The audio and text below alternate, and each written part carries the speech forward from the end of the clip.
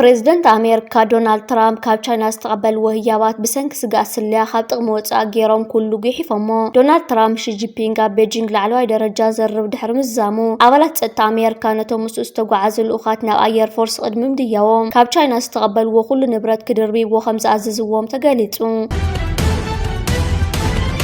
دونالد ترامب ኣብ ናይጀርያ ብእስላማውያን ኣኽበርቲ ሓይልታትን ዕጡቓትን ነበርቲ ክርስቲያን ይሕረዱን ብደቦም ይቃጸሉን ኣብያተ ክርስቲያን ይፈርስን እቶም ኣመንቲ ድማ ይስደዱን ይሃልቁን ከም ዘለዉ ምሕባር ስዒቡ ስጉምቲ ከም ዝወስድ ከም ዝገለጸ ዝዝከር ኮይኑ ነዚ ተኸቲሉ ሰራዊት ናይጀርያ ምስ ሓይልታት ኣሜሪካ ብዘካየድዎ ሓበራዊ ሰርሒት ኣብ ምዕራብ ኣፍሪቃ ዓብዪ ጽልዋ ከም ዝነበሮ ዝንገረሉ ላዕለዋይ መራሒ ጉጅለ እስላማዊ መንግስቲ ከም ዝተቐተለ ተገሊጹ እቲ ወታደራዊ ሓይሊ ኣብ ዘውፅኦ መግለጺ እቲ ዝተዋሃደ ሰርሒት ጸረ ሽበራ ንኣቦ ቢላል ኣልሙኒኪ መራሒ ጉጅለ እስላማዊ መንግስቲ ሓደ ካብቶም ኣብ ዓለም ሓያላት ግብረ ሽበራውያን ጉጅለታት ዝኾነ ወጊድዎ ከም ዘለዎ ዝሕብር ኮይኑ እዚ መስርሕ ከም ዝቕጽልን ነቶም ኣኽረርቲ ጥርንፋት ንምጽራይ ድማ እቲ መጥቃዕቲ ከም ዝቕጽልን እቲ ሓበሬታ ኣረጋጊጹ እዩ እቲ ላዕለዋይ መራሒ ናይቲ ጉጅለ ዕላማ ዝገበረ ስርሒት ምስቲ ኣብ ቀረባ እዋን ኣብ መንጎ ኣሜሪካን ናይጀርያን ዝተገበረ ስምምዕ ምክፍፋል ሰለያን ጸጥታን ተስማዕምዒ ዝኸይድ ኮይኑ እቲ ላዕለዋይ መራሒ ኣይኤስ ዝተቐተለሉ ስርሒት ኣበይ ከባቢ ናይቲ ሃገር ምዃኑ ሰራዊት ናይጀርያ ክገልጽ ኣይደለየን እቲ ወታደራዊ ሓይሊ ኣቦ ቢላል ኣልሙኒኪ ኣብ ስርሒታት ሚድያ ናይቲ ጉጅለ ምፍራይ ኣጽዋርነት ኣጉን ከምኡውን ኣጠቓቕማ ሰብ ኣልቦ ነፈርትን ካብ ናይጀርያ ወጻኢ ኣብ ዝካየድ ካልእ ሽበራዊ ስርሒታት ዓብዪ ኣበርክቶ ነይርዎ ዝተባሃለ ኮይኑ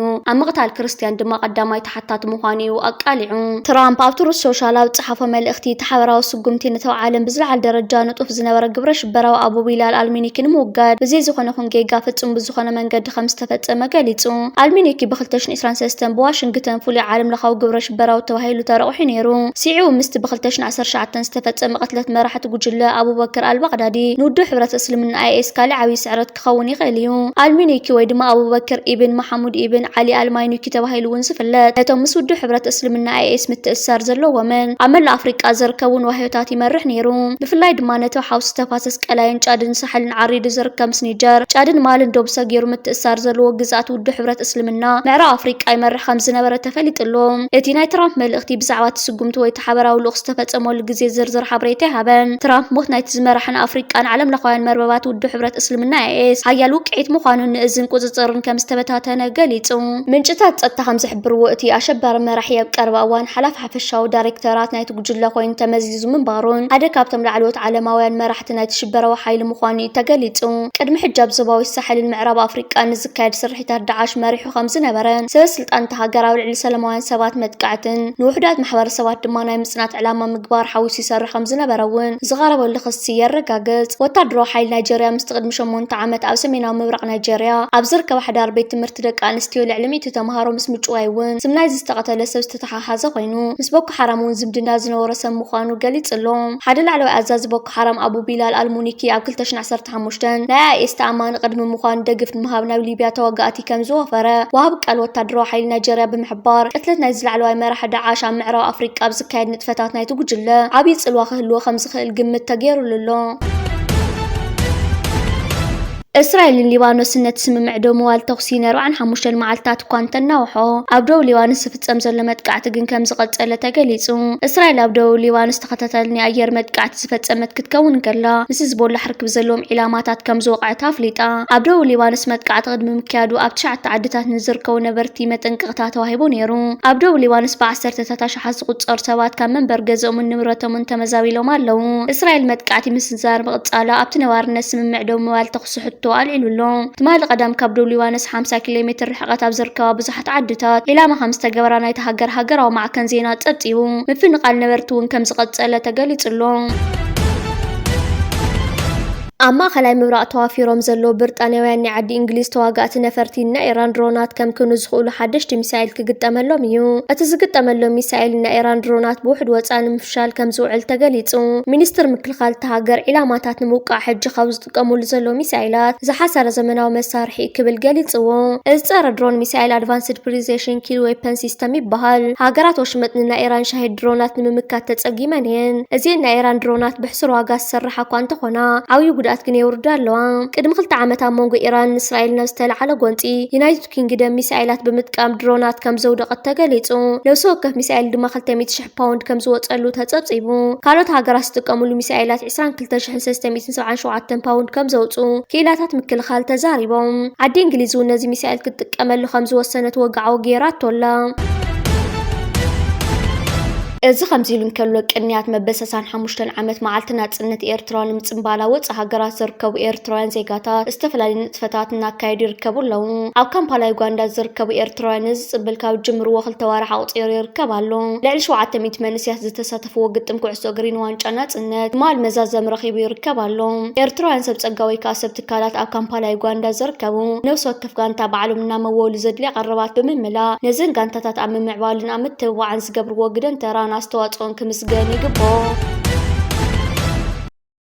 ጀነራል ሸባድ ድራር ሎሚና አምባሳደር ኤርትራ በሱዳን አቶ ዒሳ አሕመድ ዒሳ ምስ ምምሕዳር ፖርት ሱዳን ብምዃን ህዝቢ ኤርትራን መንግስቲ ኤርትራን ኣብ ግዜ ሽግርና ጎንና ደቡ ማል ዘርአ ከመኹሉ መድያዊ ደገፋት ዝገበርኩምልና ነመስግን ብምባል ብልዑል ክብሪ ተቐቢልዎ።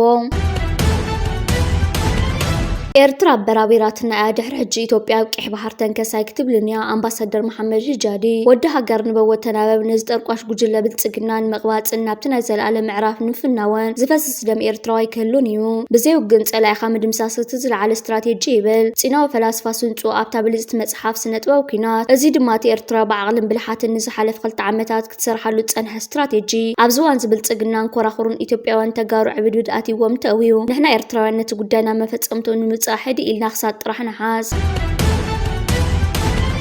لوغ إيرترا وعلى أفريقيا نقدمي تساتيفون بأمباسادر إيرترا وريبابليك كينيا أمباسادر بيّن رئيسهم استمرح لوغ إيرترا بعصرت حدن عصرت خلطن قنبت أو نيروبي كينيا بستقنع وعلى أفريقيا نقدمي تساتيفون إز بريزيدنت كينيا ويليام روتون بريزيدنت فرنسا إيمانويل ماكرون بحبار زدالوه مراحة المينسترات قديات وطقنا إلى لساسة هاجرات أفريقيا استساتفوه وعلى أمونغ هاجرات أفريقيا فرنسا حدش معراف معورين زلقن قطبا وشركنت نممسراس علميو أبتو على بقندو حاورا وربحا متأساو حدث تكنولوجي مسفح وفر المسجار كإلة زتكورة وينو أمام محياش نتفتات حرشة وحسنات مقوي مكل خالك اللي مولوت إن كان أوانا وقديات أقداس وسانتات أحلفون بغال وجن أمباسادر إيرترا وإيطاليان تنقص أمباسادر أو شودنن أتو فسات إم بيتروس بفتح قديات إمباسي إيرترا أهاجر اسكندنافيا أتو محمد علي محمد سعيد تسنيو وعصرت حدا جنبات مصحافي مينستر قديات وطا شودن مينستر داغ هارتوليسن كالوت أكلت نايتي مينسترن أمباسادر شودن أب إيرتران عوت ركبات أكايدو أبتر ركبا وكلتي أو زمدناتات ترى إيرترا وزباو قديات سفي حمي دحر مكياد منقستا شودنن إيرتران نتجمر ودبلوماساون قطاون مديات نمحيال بحبار كسرحو أمر رداء تبتحون إذا خمسيلون كالو أوالات هقدف أو روتردام كبابيان هولان بتشعطو قنبات أو زكان عوت قوبعي أو زحلف 3 عامات نايز السلاسل ونتفتات قم بمكياد عداس أكايدت أكال مريضهم تمالب كتما اسمرا جوجانا دس حقوس سنوارات كيلو خاداس حزني تتخيل امسيون تمالب كتما اسمرا لعلوت لوخات ناي منغست قبطي مسكور بريزيدنت إساس أفورقن كالو سلطان منغست إيرترا قطع وركبات بمكياد أقداس سممعات تخطيمو نيرو دحرزز تخايد 5 عين ركبات سممعات المينستر قديات وصا قبطي بادر عبد العاطي مايات قح بحرنتن نابت مايات بتصيح زلون كم سملكت زغنت تكون هاجر مايات قح بحر بتصيح زيبلا نابت مايات كتقرب 5 فقدا قبص خانه زخمت كلكم زي تقبلوا دحر محبار إيرترا لو نتا زدفر حيل قبص إيدات أميرا 5 تعزبون ملغتات يحليف يركبالهم سرعة بلصقنان زحالف عامتات أولع الحزب المنقستن إيرترا بسبب بحرن أفدق بحرن كينات نوراتن ككايدي مسبلة قبصي كم هاجر تقدميتي استقامتن سرعة بلصقنان زكايد زخون يخل من قصاص إيدات أميرا 5 تعزبن ملغتا حليفان يرا بوفولي منستر قديات وصا قبصي بادر عبد العاطي إثيوبيا عصوت هاجر كوينا تفت إيراك كامصات عالم زمتصون إذا هاجر عصوت خوينا أخت نبر كبل سرعة بلصقنات زكايد وزلو نايك أطر حلمي تجبراو كخون كم زيخل ملغتات حليف اللوم نيرو دحرزت مالب كتما اسمرات خايد زركب زلو كم زعين تركبات سممعاتن بوغن سرعة بلصقنان 4 كيلون سنباد النوصن تفطير يركبالهم اتب كتما اسمرا مونغو سب سلطان منغست إيرترا ناي قبصن استختم سممعات وغن قبصينت سممعات استختم منستر ترانسبورت زيكونش جنراليو سلازه تمسي إيرترا استخايد سممعات نقداو طرح زيكونس وتادراون صطاون سممعات زمالو يزبل حدا كابتي سغاتات ناي سرعة بلصقنا تنتانتات النهابلو زركب زلو يوم عمونكو قبصن إيرتران وتادراون صطاون سممعات كاب زختم لعلي 6 وارح أوطير يركبالهم كور بريزيدنت نابتا هاجر مسقنع أبزوم كلتا مديات بوقع سممع تختيميو كلتين هاجرات نتصطا وحسنت مايات قح بحرن زوباك قرن أفريكان زملكت زيو التخكيدان سممعاتنا لون سلاز سرعة بلصقنا تتماليا وكتما اسمرا استخايد سممعاتن ركباتن كمتي أما حرام الرخبتا استزرقح زيكونس كالو مستراو سممعاتن ركباتن على وزبل سقاتاتنا قلت زي زركب زلوم سرعة بلصقنا يسقا يعبدا ከይዕበድ ንዓና ንኤርትራውያን ዘገድሰና ኣይኮነን እዚ ከምዚ ኢሉ እንከሎ ግብፂ ኣብ ዓሰብ ወታደራዊ ማዓስከር ክትሃንጽ ከም ትኽእል ይግለጽ ኣሎ እዚ ከምዚ ኢሉ እንከሎ ኤርትራ ከም ድሌታ ምስ ዓለም ትራኸበሉ ግዜ መጽእ ከም ዘሎ ዋላ እዚ ናይ ግብፂ ምፍራም ዝነበረ ኣብ መጓዓዝያ ባሕሪ ኣብ ዝተፈላለየ ምስ ኤርትራ ክትሰርሕ ምዃና ግብፂ ምግላጻ ካልኦት ሃገራት እውን ብተወሳኺ ኣብ ሃገርና ዓበይቲ ስራሓት ይሰርሑ ከም ዘለዉ ክግለጽ ጸኒሑን ኣሎ መንግስቲ ኤርትራ ኣብ ዝተፈላለየ መዳያት ወፍርታት የካይድ ከም ዘሎ ዝፍለጥ ኮይኑ ሕጂ ድማ ኣብ ቀረባ እዋን ባንኪ ኤርትራ ናብ ዲጂታል ካርድ ወይ ድማ ኤቲኤም ኣብ ቀዳማይ ዓለም ከምኡውን ኣብ ዝተፈላለየ ሃገራት ኣፍሪቃ ዝጥቀማሉ ባንኪ ኤርትራ ናብ ከምዚ ዓይነት ደረጃ ክሰጋገር ምዃኑ ይግለጽ ኣሎ ሚኒስተር ጉዳያት ወጻኢ ግብፂ ካብ ኣስመራ ቀጥታ ቃለ መሕተት ብቋንቋ ዓረብ ምስ ቴሌቪዥን ኤርትራ የካይድ ኣሎ ተኸታቲልና ክነቕርበልኩም ኢና